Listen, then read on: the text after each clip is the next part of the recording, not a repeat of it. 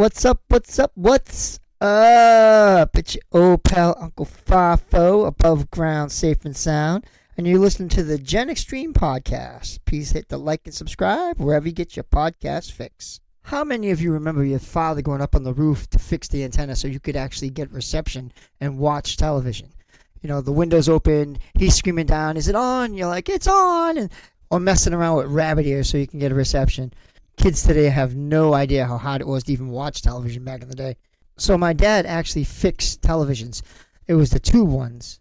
He'd go to Radio Shack, use their tube tester, and come back, and then he'd fix the people's televisions. He was like a MacGyver.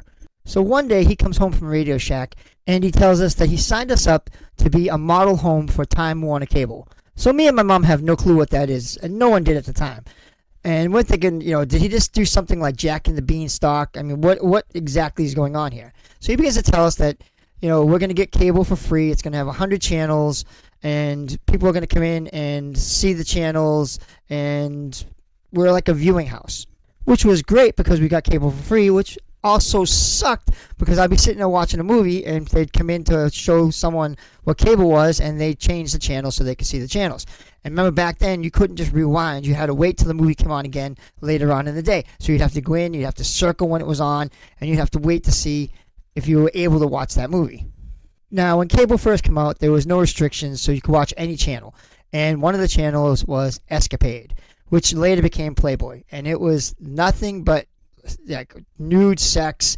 And for a young teenage boy, I was like, yes! And my parents caught on to that real quick and were like, no, you're not watching that. So I'd have to sneak up at night, get out there and turn it on real low to watch. Then later on, they came out with the scrambler, so they'd scramble the channel. And, as a young kid, you're like looking at it, trying to see if you could see a boob. It's really bad. And then they came out with the lock. I try and explain to my granddaughters how, we couldn't just watch movies back in the day. It had to wait for it to come on. But they've never had to do that, so they don't grasp it. They're like, looking at me like I'm crazy. One big difference I've noticed is that there's no show that really captures, like, the whole family. Like, remember, like, we'd watch Happy Days or V or, say, the Waltons. There was always a show like MASH that everybody in the family watched. They'd sit there and they'd watch the show as a family together, and there's not really anything like that right now. I guess people might say like Fear Factor or Survivor, but for me, those are like shows that show just how low people will go for money. I mean, listen, I'm not sticking my head in a box, and you're not pouring cockroaches on my head. I don't care how much money you give me. That's just disgusting. It's not going to happen ever.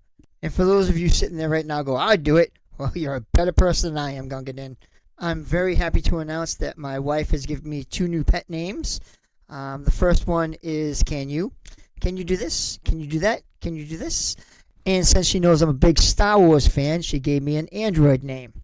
I need you to. I need you to do this. I need you to do that. I need you to do this. But both of those are better than the other Star Wars name she gave me, Slave One. My wife and I do kind of joke back and forth. The other day she came home and I said, honey, there's a burglar in the neighborhood. I was like, have you seen him? She's like, no. And I'm like, of course you didn't. It's hiding behind this rock. So I flexed my bicep. She's like, how small is this burglar? She's like, what's he, break into houses and steal 8 Cheerios? She's like, to hide behind that pebble. Wah, wah, wah. So now I'm going to tell you how I broke my wife before she became my wife. So do you remember the Yamaha scooters, the baby blue ones that everybody had to have? Well, I had one. And at the time, I was dating my wife's best friend, who was my high school sweetheart. Plot twist. But she lived on this hill, and we were visiting, and she asked me if she could use the scooter, and I said, you got to be real careful. I was like, it's not, it's tricky. So she ended up going down the hill, and a car came on the wrong side of the street and smashed into her. The driver jumps out and starts yelling at her, who's on the ground. So, like, my ex runs down, like, going to kill him. I'm about to kill the guy, and she ended up breaking her pelvis and being in a body cast. If you were wondering, today's show is brought to you by the number 420. That's right, smoke 'em if you got 'em, and by the letter P for puff, puff, pass, and stop bogarting. So as I said before, me and my friends, we drank a lot and partied a lot, smoked weed, did coke. I never got into crack, and one of the reasons why is one day we were partying, and one of my friends said that he rolled an Ooolie, and none of us knew what he was talking about. We just saw the joints, so we were like, oh, okay. So we smoked the joints, And then like our hearts are racing. Like Lee ran into the closet and had like this flash camera, and he was flashing the camera. My other friend Rob, he's laying on the bed. He's like, I feel my heart coming out my chest, and like we were literally were freaking feeling like we were dying. So what it was is he had taken some coke and rolled it into the weed, and none of us had ever done that before. So like, and I hated how it felt, couldn't stand it. So I never ever had the desire to do crack or anything like that. I did watch crack destroy a lot of people. I saw a lot of girls that were absolutely gorgeous just let themselves go and look terrible. Like I said, addiction is just a self-esteem thing. It makes you feel terrible about yourself, and then you start just letting yourself go. One of my friends got hooked on it, and he took a cab to a bank, gave the teller a note for the money, and then took a cab back home. It just really strips you of any kind of common sense. I remember one day we were partying at my house, and whenever we were like drunk or stoned, we'd walk down to White Hen Pantry. So we're walking down the White Hen Pantry, and this guy comes, and he's like, hey, my car broke down. My wife and kid are stuck in the car. Can you guys spare a couple of bucks for gas? So my friend's like, do not give this man money. And I was like, no, it's cool. So I gave him like $10. And I was like, oh, man, I hope you get your car fixed. I hope you get gas. And we went on our merry way. So about 2 weeks later, we're walking back to White Hen Pantry, and the same guy comes up to me and says, hey, my car broke down. I said, sir, if your car broke down, you've waited this long. I was like, your wife and kid are dead. I said, you hit me up with the same story 2 weeks ago, and I gave you some money. He looked at me and started laughing. He's like, you got to respect the hustle. So the thing is, that's the point. People will do whatever they can to get alcohol, drugs. Hell, it might not even be alcohol and drugs. It might be something else like gambling or something. But people will do whatever they can to get the money to appease that need. All right, let's get to the letters. The first letter, Uncle FAFO. Did you really believe that getting under a desk during an air raid drill would save your life? No. No, we did not.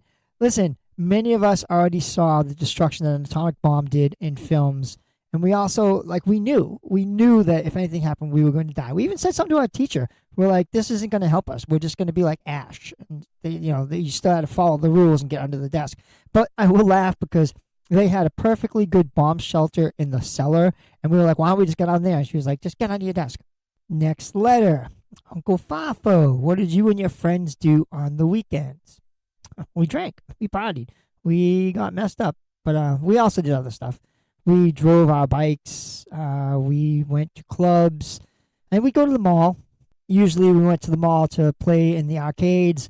Or we went there to basically steal because we didn't have stuff. So we'd go there and we'd steal CDs, triple fat goose jackets, anything that we could. And we just didn't go near the lockers because we knew that anything we put in the lockers, they basically checked and we'd get caught. So that was what we did. Next letter. Let me see. 369. Here's a dime. Why don't you give your mother a call one damn time? Hello. Okay, Mom. That's pretty good. I like that. You got the yin yang twins going on. Didn't even know you knew who they were. But okay, there's no payphone, so the dime ain't gonna. Well, there's a payphone on the Linway, but I don't think that works. I'm not sure. But I call you and it goes straight to voicemail, so I get an idea. Why don't you freaking call me? What the fuck? So thinking about the weekends, I live in Massachusetts, and on Sundays we weren't allowed to buy alcohol. So you had to go to New Hampshire. And if you didn't go to New Hampshire, then you went to this place called the Puerto Rican Packy. Now, back then, 24 packs were $15. If you went to the Puerto Rican Packy, they were $30. Unless you knew the guy, then you get them for $25. So one Sunday, we go up to New Hampshire, and we're coming back. And when we're coming back, we're going through Peabody, and there's a car accident. And I'm like, wow, sucks to be them. Because I didn't see anything. I just saw the car smashed. So come to find out, it was 4 of our friends that died. Michael, Abel, George, and Kenny. Michael was a skinny kid. He did Michael Jackson impersonations. He was just a funny bastard. Kenny was a hockey player, really good. We used to walk to school together. George and Abel I just recently met because we started hanging around together, drinking and partying. But their names spelled out magic, M-A-G-K, and the school made this big thing about it. And it was just, for me, it was awful because I didn't like the way they were exploiting it. I wasn't a fan. Now, I had already started on my decline. I was into alcohol really bad. And people let it be known that they didn't want me at the wake. And, of course, I went. But I totally understand, if they thought I was going to show up drunk and be an embarrassment, and I get it, but I would never do that. Just disrespect someone like that. These were my friends, and it really killed me that they passed. The thing was, they weren't drinking and driving. They actually were coming back from a teacher's wake, and they were following some girls, and they just slid and hit the telephone pole. So it wasn't like they were like out there drinking. It was just a tragic accident and just a terrible loss of life. I'm sure many of you can relate and lost some friends way before their time. So I'm pretty sure I told you all this, but I work real early in the morning. I have to be up and out of my house by 4 and on the road. And I travel the back roads in New Hampshire. Like, it says state roads, but they're like these back roads that like no one should be traveling. So I'm driving, and as I'm driving, I see a cop drive by me on the other side of the road. And in my rear, I see him flip around and come behind me, like flying up to catch me. And I'm like, what the fuck? I didn't do anything. I'm going to speed limit. So he puts the lights on, and I pull over, and he does the whole license and registration. And then he asked me the one question I fucking hate in the whole entire world. Do you know why I pulled you over? And in my mind, I'm thinking, do I look like Miss fucking Cleo? Does it say Psychic Friend Network on the side of my car? How the fuck do I know why you're pulling me over? But what I said was, no, officer, I do not. So he says to me, did you know that the light to your license plate is out? Now, again, in my mind, I'm thinking, sir, I drive the car. I don't fucking run behind it. How the hell am I supposed to know that the light to my license plate is out? But again, I said, no, sir, I did not. He's like, yeah, so I'm just going to let you off with a warning on this. Get it fixed. And I knew in my mind saying, no, you just don't want to go to your friends at the police station and be like, yeah, I pulled the guy over. Light was out. I mean, so then later on, I'm driving and I'm behind this car. And you know how like you know someone's old that's driving in front of you? So it's a single lane and double line, so I can't pass. So I'm behind this car, and I kid you not, they're going 30, and the speed limit is the minimum is 45. So eventually it breaks into 2 lanes, and I go by on the right, and I see little Ethel, white knuckling it, with her face pressed up against the windshield, swearing she's killing it going 90, but she's only going 30. And her little friend Martha's next to her, adjusting the radio. I think she's putting on Born to Be Wild, and they're living their best Thelma and Louise moment. I mean, when I go by, they look at me with this evil look. Both of them just turn to me and give me this evil look like, you bastard. And I'm like, oh, my God. I'm like, shit. So it is the holiday season. And just saying that lets you know it's the worst time for depression, drug addiction, and alcoholism. So just be aware and be careful driving. People just don't think when they get behind the wheel. I was working for a place called, we'll say, Bader Bowes. And I was on the register. So her mother and her son come up, and the mother's like, oh, I have to go get milk. So she runs off and leaves the son there for a second. And the son's just bawling. And it's Christmas time. So I'm like, hey, you all right, little buddy? And he tells me, he goes, my dog jumped up on the stove to get some food that was left over at night, caught on fire, and lit my house on fire, and everything burned down.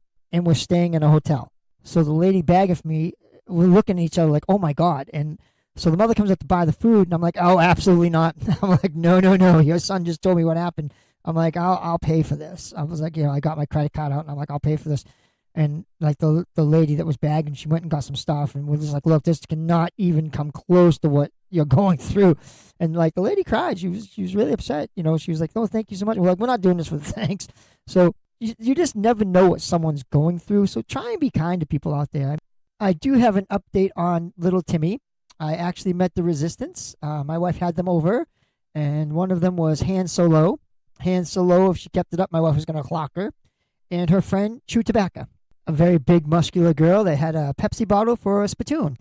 I went to shake her hand, and she gave me a big, huge bear hug and almost broke my ribs, let me tell you. Their plan is to have a good talk with little Timmy, so I'll let you know how that goes when I find out. All right, it's everybody's favorite part. We're coming up with the DGAF Mirror. FAFO, FAFO, FAFO, FAFO. He doesn't give a fuck, don't you know? FAFO, FAFO, FAFO, FAFO. The first person I see is Amanda. Amanda from Norway. Just don't give a fuck what people think about her. I'm looking. Next one is Kelly. Kelly from Canada. Doesn't give a fuck what people think about her. I'm looking. Brent from Louisiana. Doesn't give a fuck what people think about him.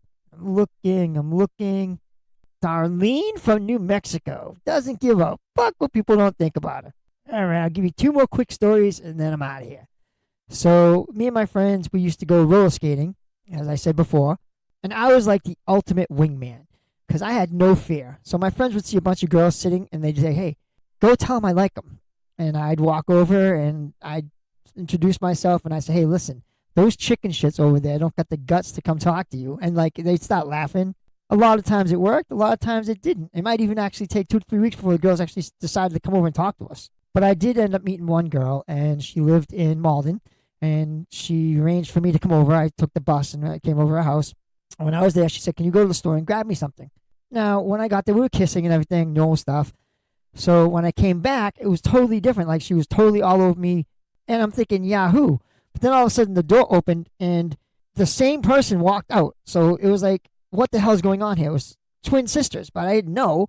So the one I actually came to see was pissed off because I didn't recognize the fact that it wasn't her. And so they kicked me out. Kind of messed up, right? Now, the next one, me and my wife, we go to Foxwoods a lot. And on the way to Foxwoods, there's this adult store. For all you ladies going, oh my God, trust me, I know all about your special friend in the shoebox in the closet or in your nightstand, so stop that shit. Now, we go in, and let me tell you, gentlemen, we can't compete. We can't, I don't care what, unless you're Ron Jeremy, you ain't not competing. So there was like one thing in a case, and I was staring at it like, oh my God. And my wife comes up, and she's like, yeah, that's a Lamborghini. You have a Volkswagen Bug. Gentlemen, you think water shrinks shit? She turned me from a tiger to a turtle in 2 seconds flat with that shit. I'm still trying to get his little confidence up. I'm like, come on, buddy. It's not how big you are. It's how many times you can rise. And, I get these little blue pills I'm going to get that are going to help you. I'm old. Shut up. Now, I have been asked by my wife to apologize for saying mom jokes. I am sorry. I should not say things like, your mom's so dumb. I told her it was chilly outside and she went and grabbed a bowl. Shouldn't say that shit. I shouldn't say that your mom's so dumb. She climbed over a glass wall to see what's on the other side. And I shouldn't say your mom's so dumb. She tells people she's bipolar because she works in 2 different strip joints. My bad. Well, everyone, I really do have a good time talking to you. Until next time, peace.